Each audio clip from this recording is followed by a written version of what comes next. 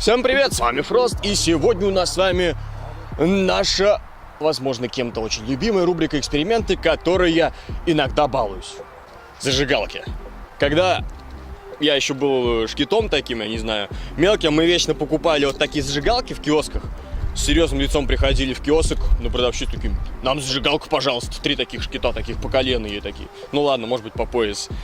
И такие зажигалки покупали, ходили, жгли их, раскручивали вот эту вот фиговинку, чтобы покруче огонек можно было сделать. И вот так ходили, поджигали всякие... Да, они также ломались. Давай. Всегда лайк, если так же. Поджигали всякие объявления на дверях и прочую фигню. Ну как, чем еще развлекаются подростки? Сейчас они в контру играют, а мы тогда жгли всякую херню. И просто самый жир был это кинуть вот такую зажигалочку в костер. Что мы сегодня с вами сделаем. Только не одну, а целых 500.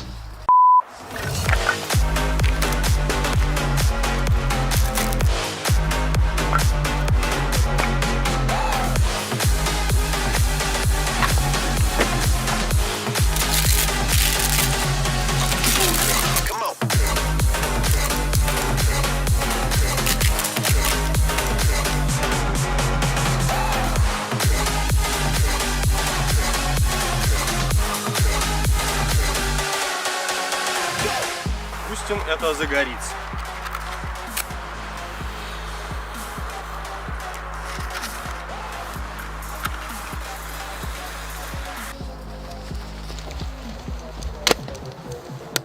Главное — это безопасность.